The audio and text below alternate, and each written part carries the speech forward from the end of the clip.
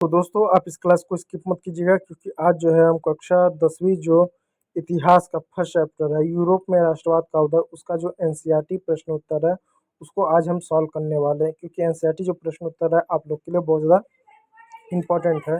और अब तक हमने 2 एनसीईआरटी के प्रश्न को हमने सॉल्व कर लिया है।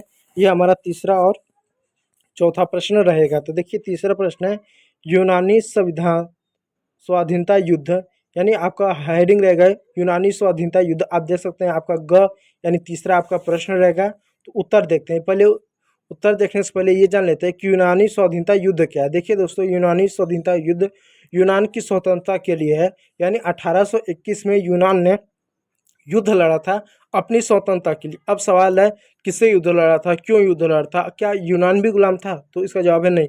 यूनान उस समय ओटोमान साम्राज्य के अंतर्गत आता था, उसका एक हिस्सा था। यह समझ लीजिए कि उसके अंदर विलय हो गया था। अब ये क्या होना चाहता था, उससे अलग होना चाहता था।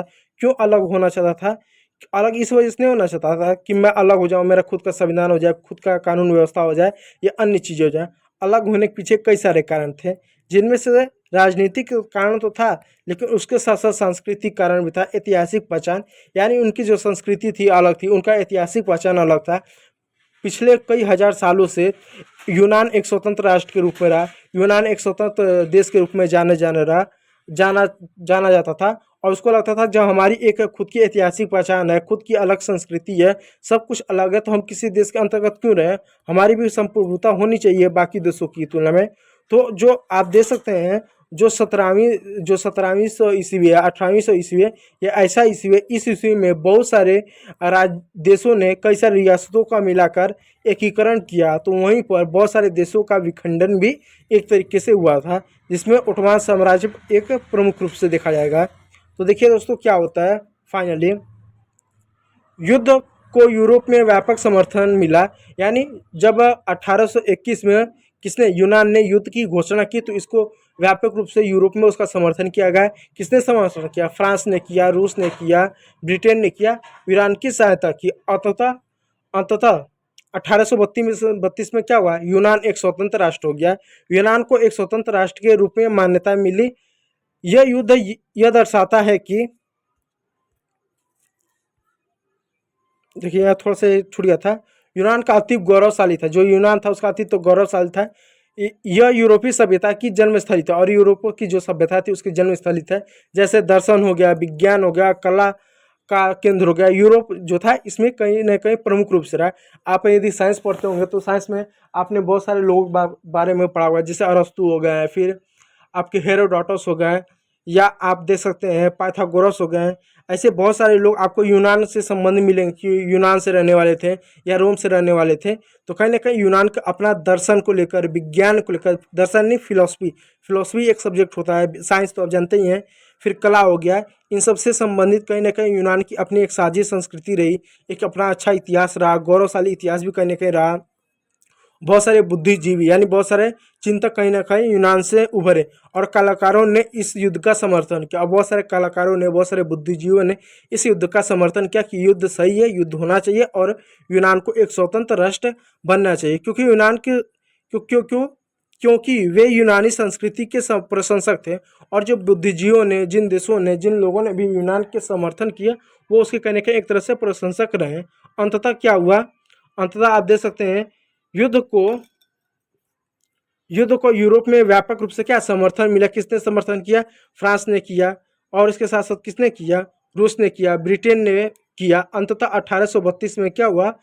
यूनान एक स्वतंत्र राष्ट्र बन गया, राष्ट्र के रूप में मान्यता मिली। यह युद्ध दर्शाता है कि राष्ट्र केवल भू राजनीतिक लक्ष्य नहीं है। और ये जो युद्ध है ये दर्शाता है कि जो राष्ट्रवाद है केवल राजनीतिक लक्ष्य नहीं है कि हमको एक देश बना दें, संविधान हो जाए, कानून व्यवस्था हो जाए, न्याय व्यवस्था हो जाए, इससे राष्ट्रवाद आ जाएगा। राष्ट्रवाद आने के लिए साझा संस्कृति भी चाहिए कि आपके देश के अंदर जितने ज़्यादा लोग हैं, क्या उनकी सबकी एक जैसी संस्कृति है?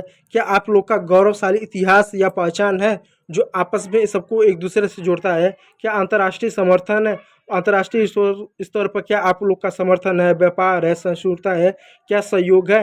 ये सारी चीज़ें हैं, ये सारी चीज़ें हैं तो कहीं ना कहीं राष्ट्रवाद की भूमिका बेहतर होगी, राष्ट्रवाद एक तरह से बेहतर होगा। तो ये आपका यूनान का जो युद्ध था उसका ये इस तरह के आप प्रश्न लिख सकते हैं। तो ये प्रश्न आप आराम से लिख सकते हैं, ठीक है। चलिए अगला प्रश्न देते हैं, फ्रैंकफर्ट संसद। अब फ्रैंकफर्ट संसद क्या, देखिए 1848 में फ्रैंकफर्ट संसद जो है बनाया गया था, यानी 1848 में क्रांति हुई थी। कहाँ पर क्रांति हुई थी? जर्मनी, यानी 1848 में जर्मनी में क्रांति हुई थी और क्रांति के दौरान एक ऐतिहासिक सभा का गठन किया गया था जिसका उद्देश्य था जर्मनी का एकीकरण करना। जिसका उद्देश्य क्या था कि जर्मनी का एकीकरण किया। अब सवाल है जर्मनी का एकीकरण क्यों? उस समय जर्मनी कई सारे रियासतों में बटा हुआ था, छोटे छोटों में, और इन लोगों ने यह संकल्प लिया कि हम जर्मनी का एकीकरण करेंगे, इन सभी रियासतों को मिलाकर एक अखंड जर्मनी का निर्माण करेंगे। उसके साथ साथ उनका उद्देश्य था संविधान बनाना, कि हमारे पास क्या एक संविधान हो, समानता हो, स्वतंत्रता हो, आदि हो। इसमें लगभग 1831 प्रतिनिधि चुने गए, यानी जो संविधान यानी संविधान सभा बनाया गया या जो आपका संसद बनाया गया, फ्रैंकफर्ट संसद बनाएगा। इस फ्रैंकफर्ट संसद में 1831 प्रतिनिधि थे, 1831 सदस्य थे जो जर्मनी के विभिन्न रियासतों से आए थे। और ये संसद फ्रैंकफर्ट चर्च, एक चर्च था। और जो 1831 लोग जब आए थे तो फ्रैंकफर्ट चर्च में ये लोग आयोजित हुए थे, एक जगह रुके थे। उस चर्च का नाम था फ्रैंकफर्ट चर्च। तो चर्च में रुके हुए थे और चर्च का नाम क्या था? Frankfurt church. इसलिए इस संसद का नाम फ्रैंकफर्ट चर्च या फ्रैंकफर्ट संसद नाम रखा गया। इस बात को याद रखिए, फ्रैंकफर्ट फ्रैंकफर्ट चर्च में रुके थे इसलिए फ्रैंकफर्ट संसद नाम पड़ा। अब आगे देखिए, इसका मुख्य उद्देश्य था एक संवैधानिक राष्ट्र का स्थापना करना। इसका प्रमुख उद्देश्य था संवैधानिक राष्ट्र का निर्माण करना जिसमें नागरिकों के अधिकार सुरक्षित हो। नागरिकों के अधिकार सुरक्षित हो, क्योंकि जैसे जानते हैं कि जहाँ पर राजतंत्र होता है वहाँ पर अधिकार की बात नहीं होती, समानता की बात नहीं होती, व्यक्तिगत स्वतंत्रता की बात नहीं होती है। संसद ने एक नया संविधान तैयार किया और प्रशा के राजा फेडरिक विलियम फोर्थ को सम्राट बनाने का प्रस्ताव दिया। अब सवाल होता है जब संविधान आ गया तो लोकतंत्र हो गया।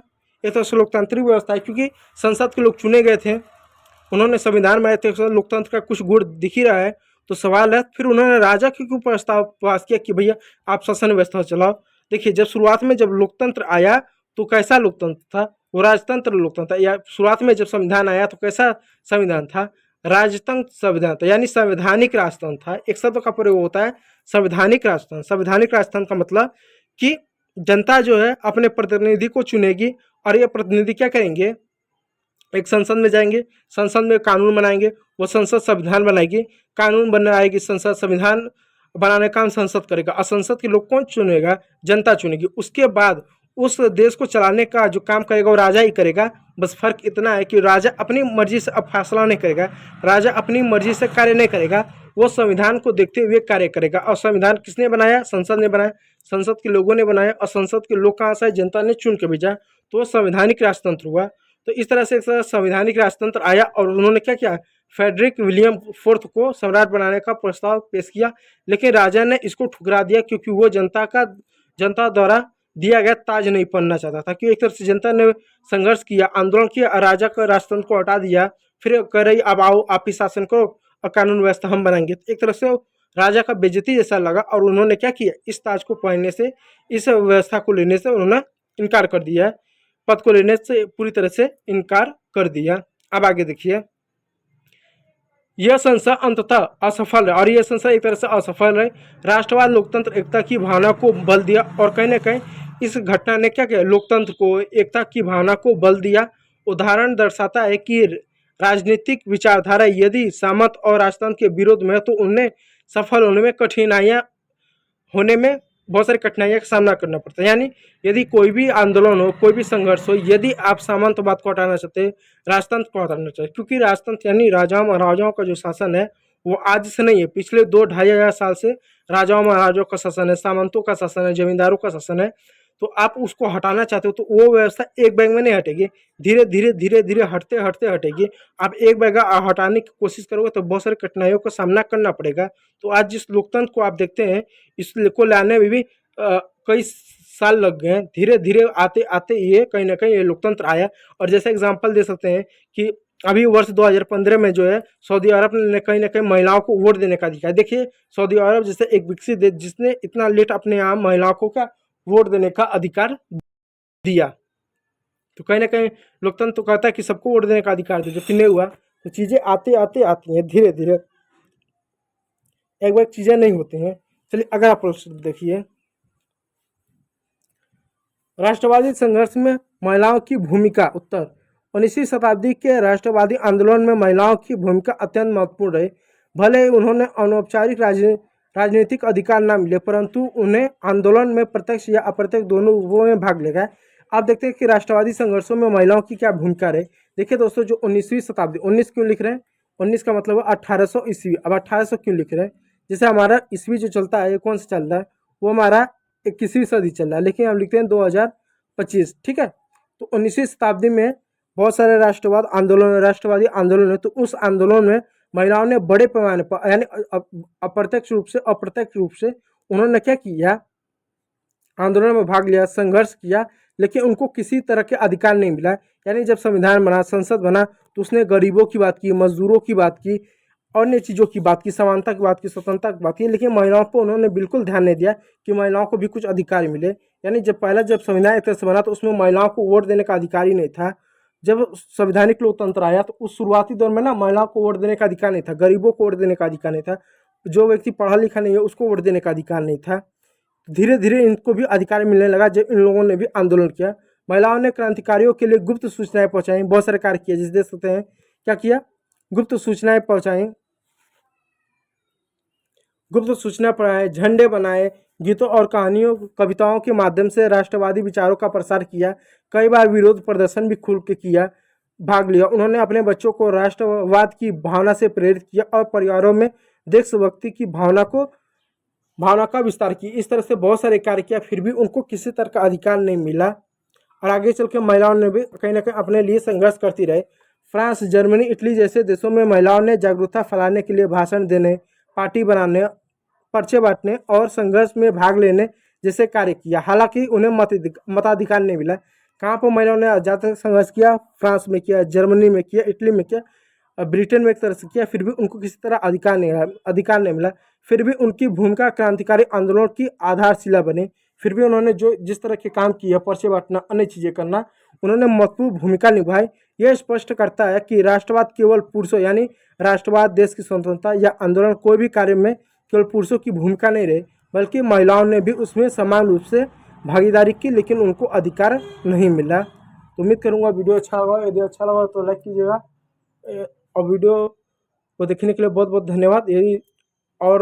यदि आप हमारे चैनल पर नए हैं तो आप चैनल को सब्सक्राइब भी जरूर कर लीजिएगा। वीडियो देखने के लिए बहुत बहुत धन्यवाद।